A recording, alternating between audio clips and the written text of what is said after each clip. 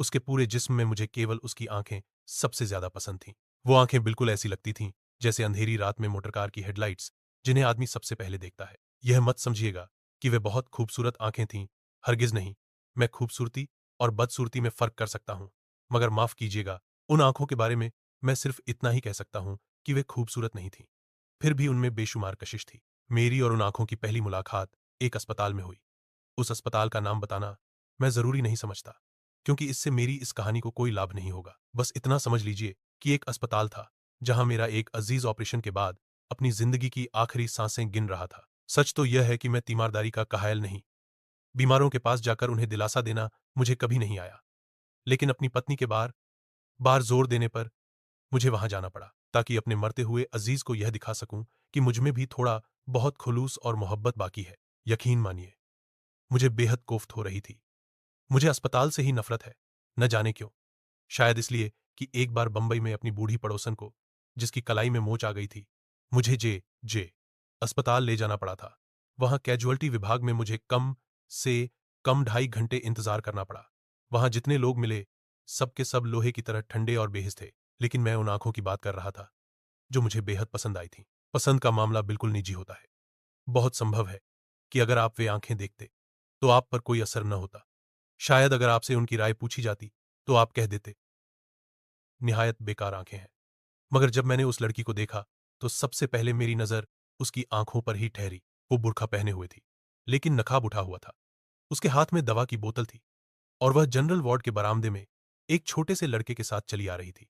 मैंने जब उसकी तरफ देखा तो उसकी आंखों में जो न बड़ी थी, न छोटी, न काली थी, न भूरी, न नीली थी, न हरी, एक अजीब सी चमक उभर आई। मेरे कदम ठिठक गए। वो भी रुक गई। उसने अपने साथी लड़के का हाथ थामा और घबराई हुई आवाज में कहा, तुमसे चला नहीं जाता। लड़के ने झुंझलाकर अपनी कलाई छुड़ाई और तेज लहजे में बोला, चल तो रहा हूं, तू ही तो अंधी है। यह सुनकर मैंने उस लड़की की आंखों की ओर फिर देखा। उसके पूरे वजूद में बस वही आंखें थीं जो मुझे भा गईं। मैं आगे बढ़ा और उसके पास पहुंचा।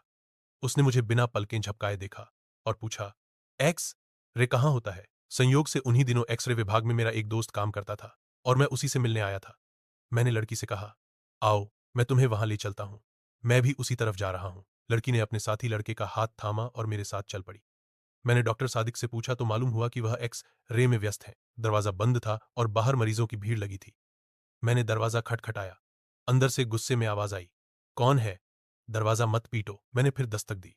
दरवाजा खुला और डॉक्टर सादिक मुझे देखकर गाली देने से रुक गया। ओह, तुम हो? हाँ भाई, मैं तुमसे मिलने आया था। दफ्तर गया तो पता चला तुम यहां हो। आ जाओ अंदर। मैंने लड़की की तरफ देखा और कहा, आओ, लेकिन लड़के को बाहर ही रहने दो। डॉक्टर सादिक खान ने धीरे से मुझसे पूछा, ये कौन है? मैंने जवाब दिया, मालूम नहीं। एक्स रे विभाग पूछ रही थी। मैंने कहा, आओ, मैं लिए चलता हूं। डॉक्टर ने दरवाजा और खोल दिया। मैं और वह लड़की अंदर आ गए। 4-5 मरीज थे। डॉक्टर सादिक ने जल्दी जल्दी उनकी जांच की और उन्हें रवाना कर दिया। इसके बाद कमरे में बस मैं और वह लड़की रह गए। डॉक्टर सादिकर ने पूछा, इन्हें क्या बीमारी है? मैंने लड़की से पूछा, क्या हुआ तुम्हें?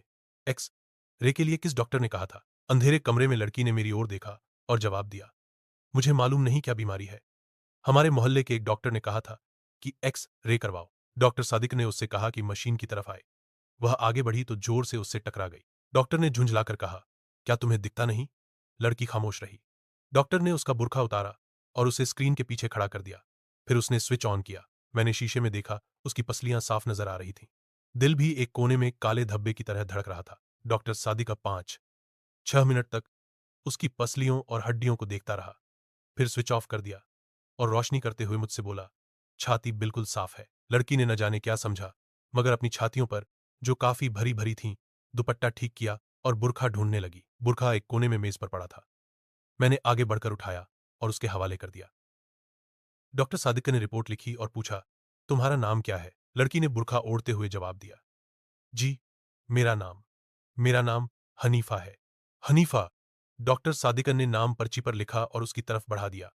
लो, यह अपने डॉक्टर को दिखा देना। हनीफा ने पर्ची ली और अपनी कमीज के अंदर अंगिया में खोंस ली। जब वो बाहर निकली तो मैं बेमन लेकिन बेख्तियार उसके पीछे पीछे था। मुझे एहसास था कि डॉक्टर सादिका ने मुझे शक की निगाह से देखा है।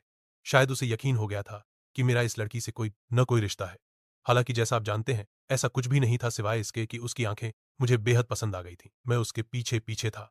उसने अपने साथी लड़के की उंगली थाम रखी थी। जब वो तांगे के अड्डे पर पहुंचे तो मैंने हनीफा से पूछा, तुम्हें कहाँ जाना है? उसने एक गली का नाम लिया। मैंने झूठ मूठ कहा, मुझे भी उधर ही जाना है, मैं तुम्हें घर छोड़ दूंगा। मैंने उसका हाथ पकड़कर तांगे में बिठाया तो मुझे ऐसा लगा जैसे मेरी आंखें एक्स रे का शीशा बन गई हों। उसका मांस पेशियां मुझे दिखाई नहीं दे रही थीं, सिर्फ ढांचा नजर आ रहा था। मगर उसकी आंखें, वे पूरी तरह सलामत थीं। आंखें जिनमें बेपनाह कशिश थी। मेरा दिल चाहता था कि मैं उसी के साथ बैठूं, लेकिन यह सोचकर कि कोई देख लेगा, मैंने उसके साथी लड़के को उसके पास बिठा दिया और खुद आगे की सीट पर बैठ गया। मैंने कहा, मैं सादत हसन मंटो हूं। उसने मासूमियत से पूछा, मंटो? ये मंटो क्या हुआ? मैंने मुस्कुराकर जवाब दिया, कश्मीरियों की एक जात है। हम भी कश्मीरी हैं।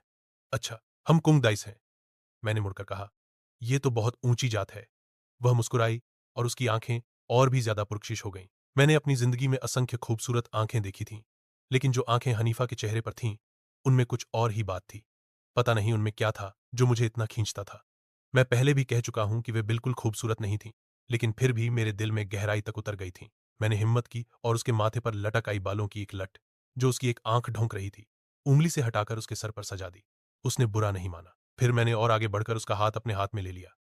इस पर भी उसने कोई विरोध न किया, बस अपने साथी लड़के से बोली, तू मेरा हाथ क्यों दबा रहा है? मैंने तुरंत उसका हाथ छोड़ दिया और लड़के से पूछा, तुम्हारा घर कहाँ है? लड़के ने हाथ से इशारा किया, उस बाजार में। ताओंगे ने उसी ओर रुख किया। बाजार बहुत भीड़ भाड़ वाला था, ट्रैफिक भी सामान्य से ज्यादा। ताओंगा रुक रुक कर चल रहा था। सड़क पर गड्ढों के कारण जोर जोर से झटके लग रहे थे। बार बार उसका सिर मेरे कंधे से टकराता और मेरा मन करता कि उसका सिर अपनी गोद में रख लूं और उसकी आंखों को निहारता रहूं। कुछ देर बाद उनका घर आ गया। लड़के ने तांगे वाले को रुकने को कहा। तांगा रुका। लड़का नीचे उतर गया, लेकिन हनीफा बैठी रही। मैंने उससे कहा, तुम्हारा घर आ गया है। हनीफा ने मुड़कर अजीब सी आंखों से मेरी तरफ देखा और पूछा, बदरू कहाँ है? मैंने कहा, कौन बदरू? वो लड़का जो मेरे साथ था। मैंने लड़के की तरफ देखा, जो तांगे के पास खड़ा था। ये तो यहीं खड़ा है। अच्छा, यह कहकर उसने बदरू से कहा, बदरू मुझे उतार तो दो। बदरू ने उसका हाथ थामा और बड़ी मुश्किल से उसे नीचे उतारा। मैं हक्का बक्का रह गया। पिछली सीट की ओर बढ़ते हुए मैंने उस लड़के से पूछा, क्या बात है, ये खुद क्यों नहीं उतर सकती? बदरू ने जवाब दिया, जी नहीं, इनकी आंखें खराब हैं, इन्हें दिखाई नहीं देता।